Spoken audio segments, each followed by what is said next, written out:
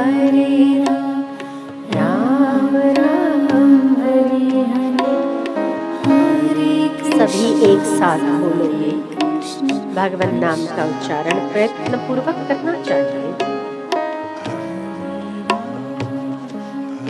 जीवा के दो काम होते हैं, भोजन का रस लेना और बातें करना। पर सबसे सुंदर काम जीवा का एक और भी है कि भगवान नाम का रस लेना, जो बिना किसी साधन से बातें करने से जो सुख प्राप्त होता है, भोजन से जो सुख प्राप्त होता है, उससे कहीं उत्तम सुख नाम जप को जपते जपते अपने अंतरतम को सुखी करना, ये जिह्वा का सबसे उत्तम प्रयोग है। जिह्वा का रस लेना काम है।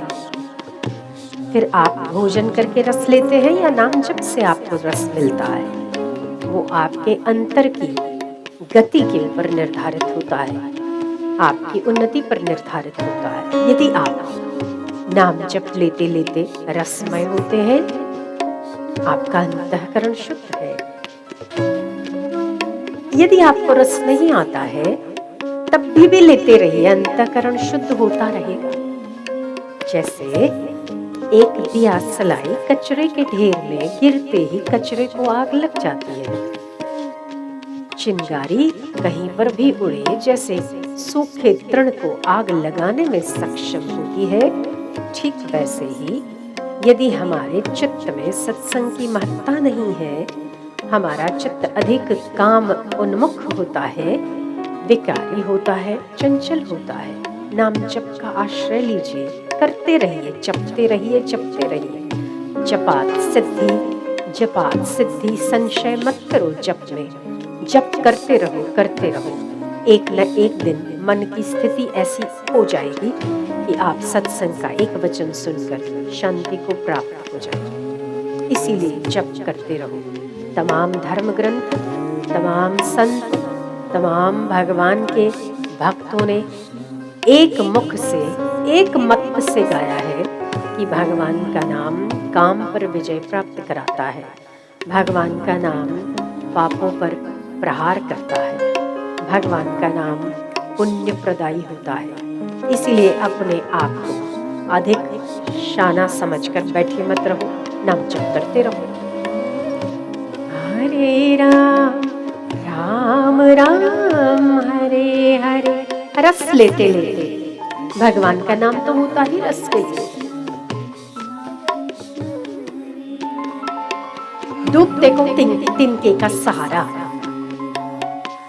कभी कभी बड़ी बड़ी चट्टानों से भी व्यक्ति बच नहीं पाता समुद्र में गिरकर, पर एक छोटा सा सहारा मिल जाता है तो व्यक्ति किनारे लग जाता है। नाम भी उसी तिनके की तरह है, दिखता भले 2 अक्षर का छोटा सा नाम, पर पहाड़ों से भी बड़ा काम करता है।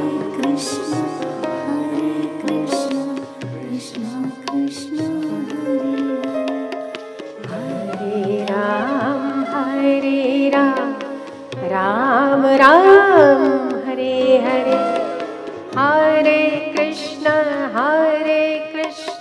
कृष्ण कृष्ण हरे हरे। आप जपते रहो, नाम को अपना काम करने दो, आप अपना काम करो। नाम जप क्या काम करता है, वो तो 100 जीवा मिलने पर भी उसका गुणगान नहीं गाया जा सकता।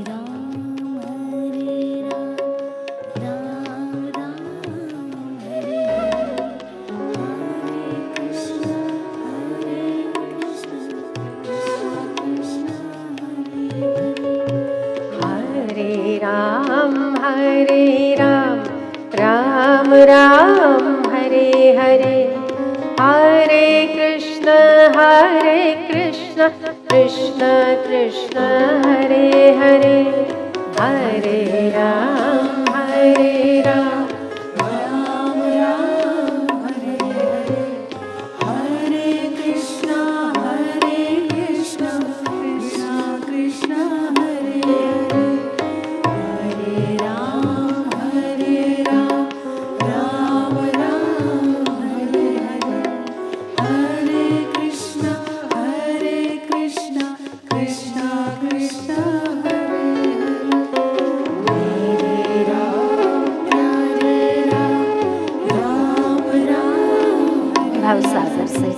पार उतारने वाला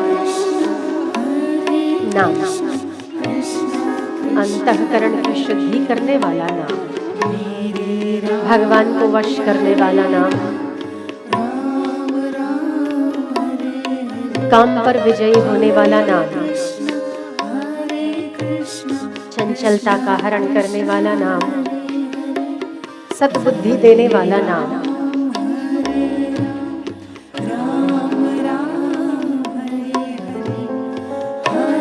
पुण्य प्रदायी होता है नाम, पापों का संहारक होता है नाम।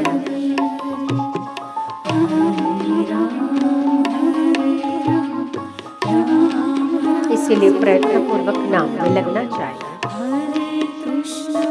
मौका मिलता हो तो गंवाना नहीं चाहिए। भगवान से प्रीति कराने वाला होता है नाम, भगवान को वश करने वाला है नाम, संसार के तमाम काज संवारने वाला होता है नाम।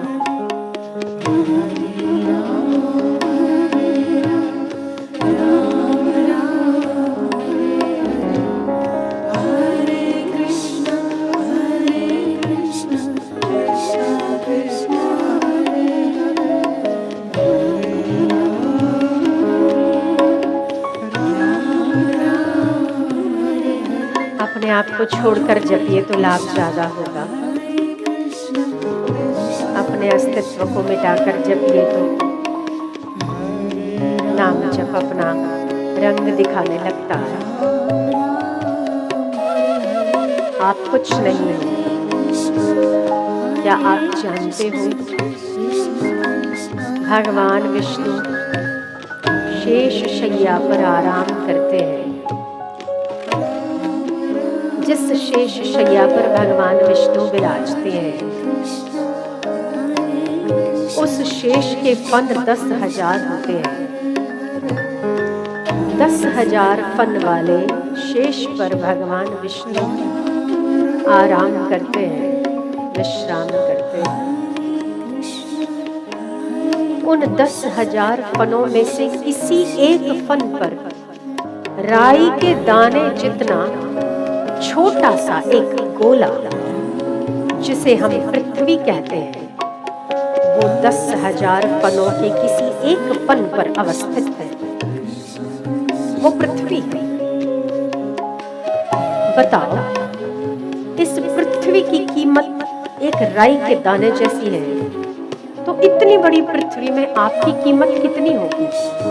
कुछ भी नहीं। फिर भी इस छोटे से जीवन में हम कितना अहंकार लेकर चलते हैं ना। किसी से राग, किसी से द्वेष, अपनी मान्यताएं और अपना दंभ लेकर अपने आप को परेशान और दुखी परेशान करते रहते हैं। ये ऐसा ही होना चाहिए, ये वैसा होना चाहिए, ये ठीक हुआ और ये बेठीक हुआ, ये मेरा रागात्मक व्यक्ति है, ये मेरा द्वेषात्मक व्यक्ति है। 10,000 फन वाले शेष नाग पर किसी एक फन पर राई के दाने जितनी अवस्थित ये पृथ्वी की, उस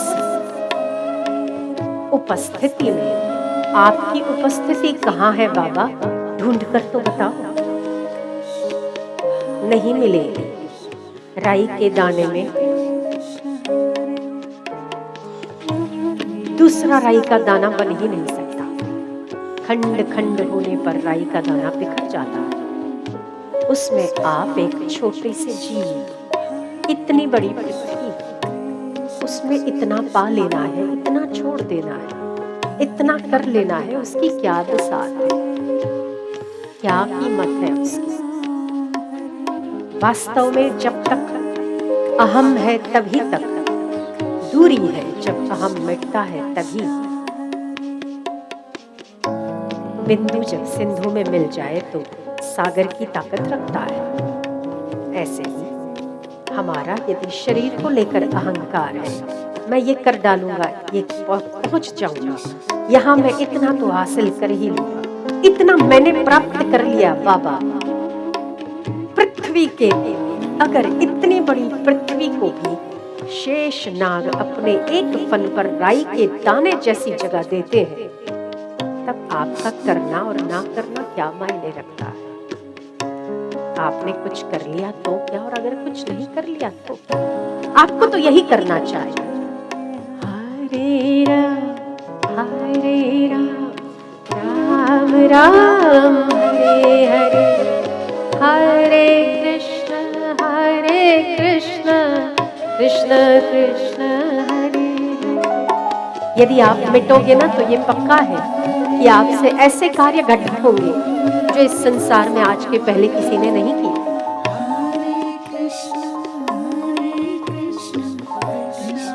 मिटना आवश्यक है, मिटोगे तभी बनोगे। बीज जब धरती में मिटता है ना तभी फसल बनता है, दूध जब मिटता है तभी पनीर बनता है।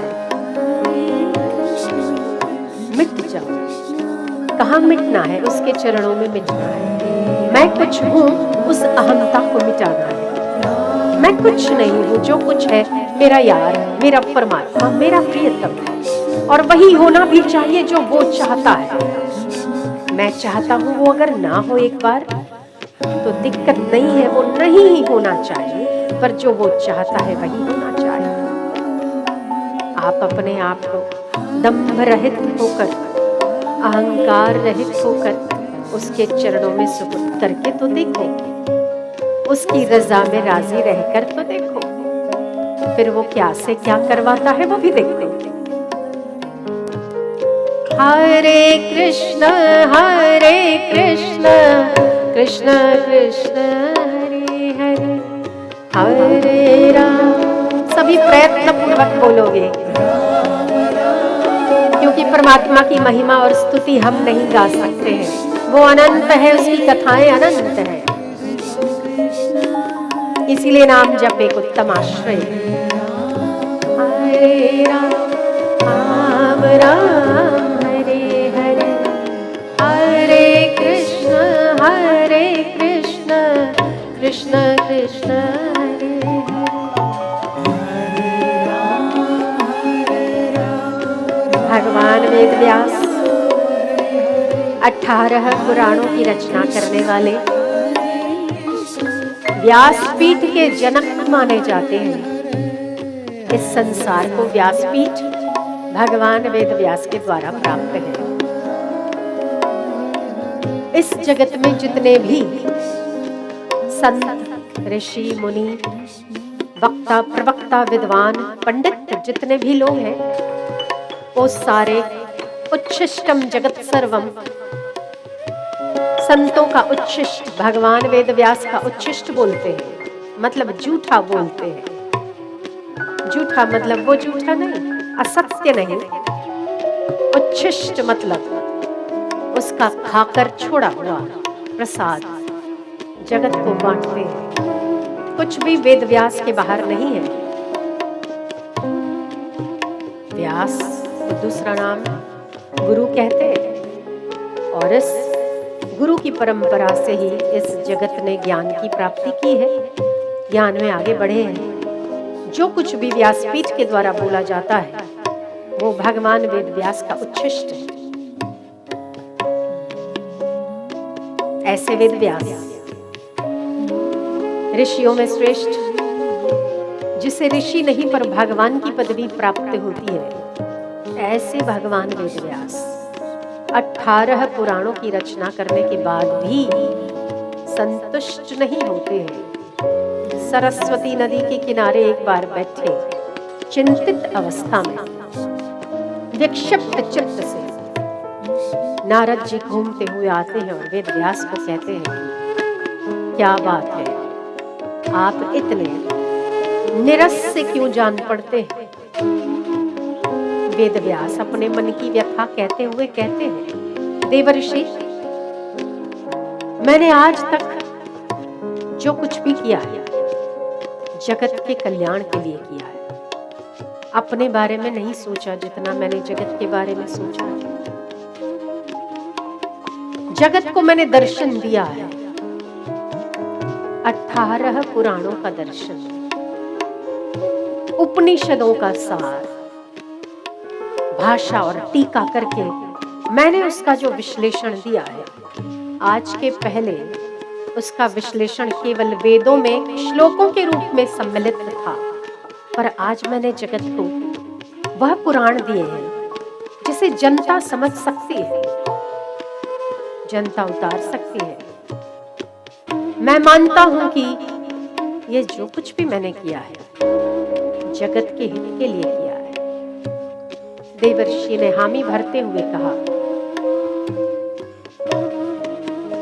तभी तो आप जगत के प्राणियों के लिए भगवान वेदव्यास हो, महर्षि नहीं, ऋषि नहीं, भगवान वेदव्यास हो।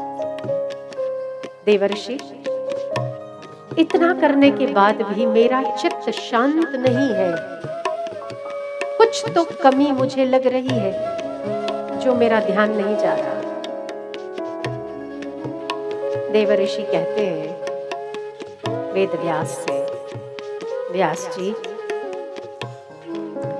आपने जिन उपनिषदों की रचना कर ली, जिन पुराणों को आपने सस्ता बना लिया, जिन पुराणों की भाषा और टीका आपने कर ली, वो तत्व ज्ञान व अद्वैत जो कभी एक साधारण मनुष्य समझ ही नहीं पाता। ब्रह्म क्या है? वो निराकार है, निर्गुण है, जिसका कोई गुण नहीं है, अपनी आंखों से ना देखा और समझा जाने वाला वह तत्व है जिसे आंखों से, मन से, मन की सूक्ष्मता से, बुद्धि से, और बुद्धि से भी नहीं, उससे भी पार समझने के लिए एक वह अंतःकरण चाहिए, वह सूक्ष्मता चाहिए। वेदव्यास ने स्वीकार किया, आप सत्य कहते हैं देवर्षि। नारद ने आगे बढ़ते हुए कहा, व्यास जी, आपने इतने इतने पुराणों की रचना कर दी, पर वह जो निराकार ब्रह्म था उसने रसमय होने के लिए तो साकार हो गया।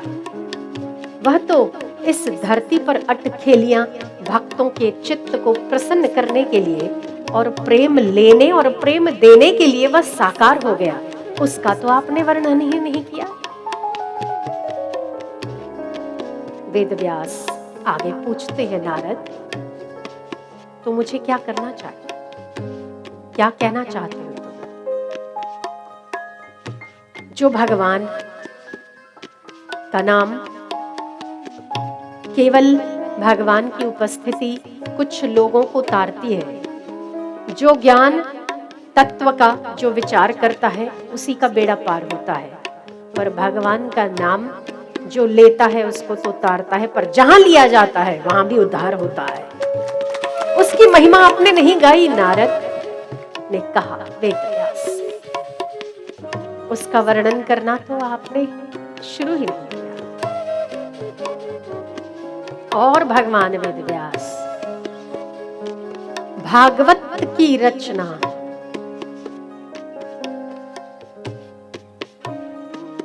भगवान की लीलाओं का गुणानुवाद करते हैं। और उसमें नाम की महिमा गाते हैं। उस रचना के बाद भगवान वेदव्यास का चित्त इतना शांत हो जाता है और उन्हें लगता है कि अब मैंने जगत को कुछ दिया है। जिन व्यक्तियों का तत्व ज्ञान में चोंच नहीं डूबती उन्हें नाम जप तो जरूर करना चाहिए। जिन व्यक्तियों की कामनाएं शमन नहीं होती उन्हें नाम जप करना चाहिए। सीधा सरल पर ब्रह्म यदि लटका करता ब्रह्म धरती पर आ जाए तो भला उसके अलावा देखने की किसको इच्छा किसी और के पास होगी। भगवान राम जितने जितने लोगों के संपर्क में आए, विभीषण, सुग्रीव, वानर सेना, जितने लोगों के संपर्क में भगवान राम आए उनका कल्याण हुआ होगा, ये निश्चित है, ये हम मानते हैं। पर उसके बाद सहस्त्रों युग बीत गए भगवान राम को जाने के बाद, पर भगवान राम के नाम ने करोड़ों लोगों को आज भी तारा है और जमाना जब तक चलता रहेगा उसे तारता रहेगा। इसीलिए भगवान का नाम लेते रहना चाहिए। मेरे पास 100 जीवाएं होती तो हम 100 जीवाओं से कहते हैं भगवान का नाम लेते रहो, चलते फिरते लेते रहो, उठते बैठते लेते रहो। चमत्कार का सर्जन करता है, प्रीति बढ़ाता है, कामना का शमन करता है, चंचलता का नाश करता है, पुण्य प्रदान करता है, पापों का शमन करता है, मनवांछित फल को देने वाला होता है। इसीलिए जपात सिद्धि, जपात सिद्धि ना संशय। हरे राम हरे, गाइए, बोलिए, उच्चारिए। हरे कृष्ण कृष्ण कृष्ण हरे हरे, हरे राम राम राम हरे हरे, हरे कृष्ण कृष्ण कृष्ण हरे हरे, हरे राम राम राम हरे। प्रीति पूर्वक भक्ति सहित उसके होकर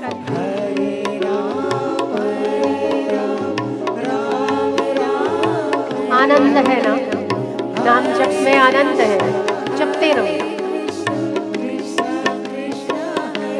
एक संत थे, वो नाम जप में इतने निरत रहते थे। पहले पहले तो शुरू में थोड़ी देर जपते और थोड़ी देर छोड़ देते, फिर थोड़ी देर जपते, थोड़ी देर छोड़ देते। वो देखते थे कि जब मैं जप छोड़ देता हूँ तो मेरा मन चंचल होने लगता है। वो निष्कर्ष पर पहुंचते हैं कि मुझे जप करते रहना चाहिए, और नाम जप की इतनी अच्छी आदत बन गई उन्हें कि दिन भर पूरे 24 घंटे वो नाम जप में तल्लीन रहते थे। वृंदावन चले गए और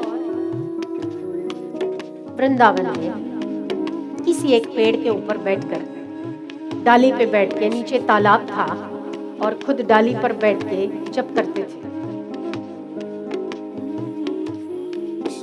तालाब के ऊपर के पेड़ पर बैठने का क्या मतलब होता था उनका कि मुझे नींद ना आए। वो रात्रि के 6 घंटे और 8 घंटे भी मैं सोने में बिता दूं, उससे बेहतर है कि मैं नाम जप में बिताऊं। मेरी आधी उम्र तो सोने में चली गई।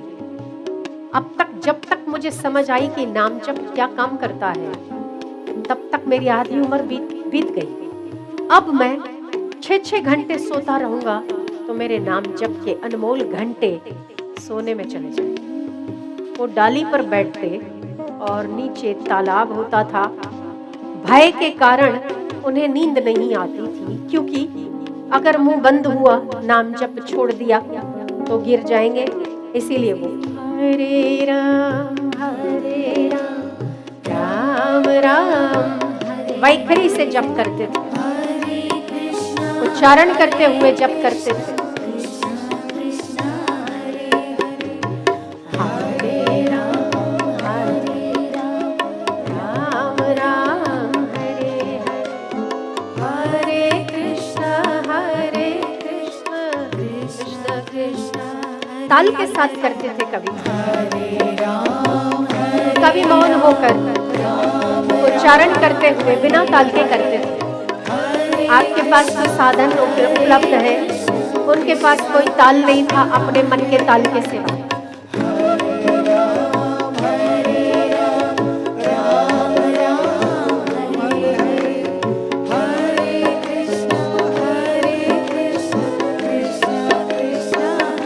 आपको भी कुछ नहीं करना, इतना ही करो बस,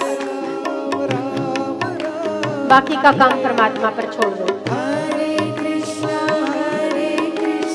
कृष्ण कृष्ण हरे हरे, हरे राम राम राम हरे हरे, हरे कृष्ण कृष्ण कृष्ण हरे हरे।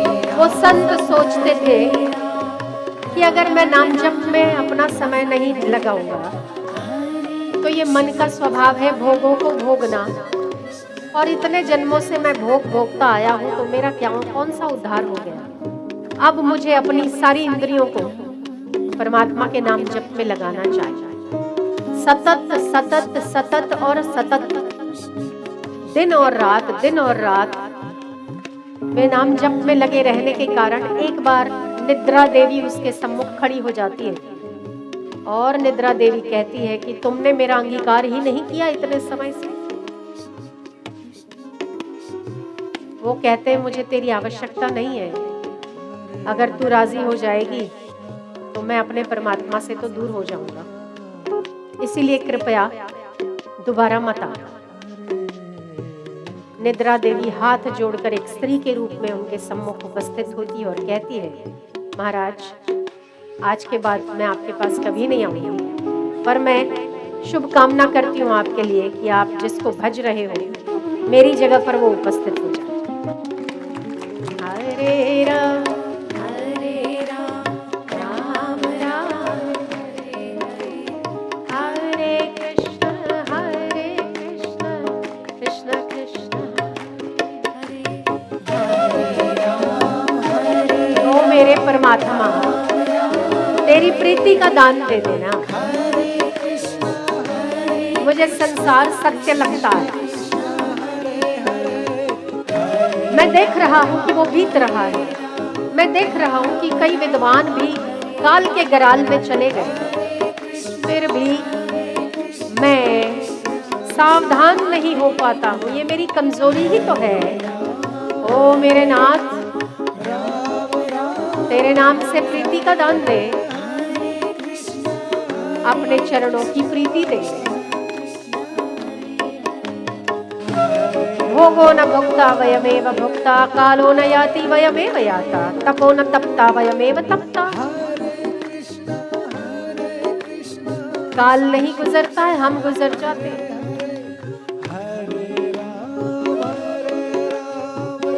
तभी श्रेष्ठ पुरुषों का एक ही कर्तव्य है, हर समय को नाम जप में लगाता रहे।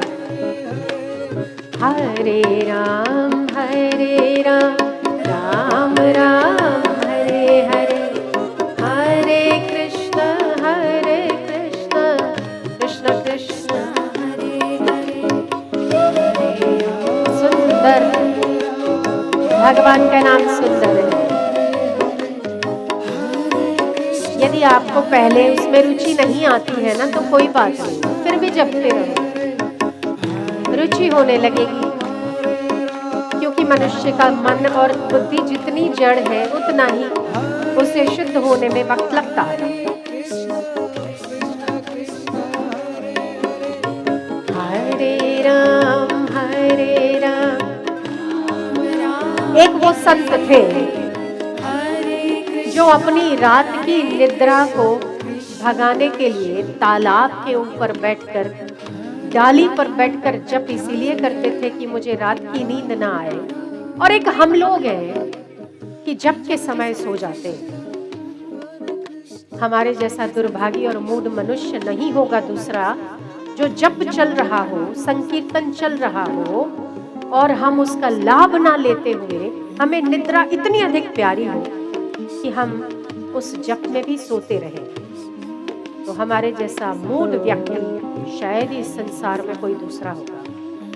इसीलिए जागते रहो, जागृत अवस्था में जप करते रहो। एक वो संत है जो नींद ना आए इसीलिए तालाब पर बैठकर जप करते हैं, और एक हम हैं कि जप के समय उबासियां आती हैं, माला करते हैं तो नींद आती है।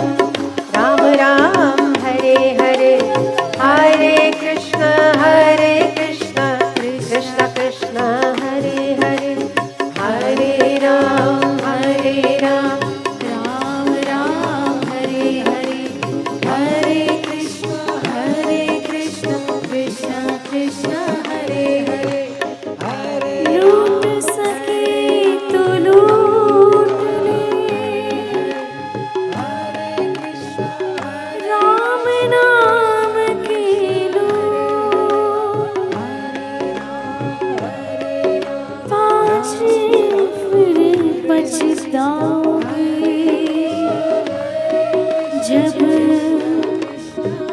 प्राण जा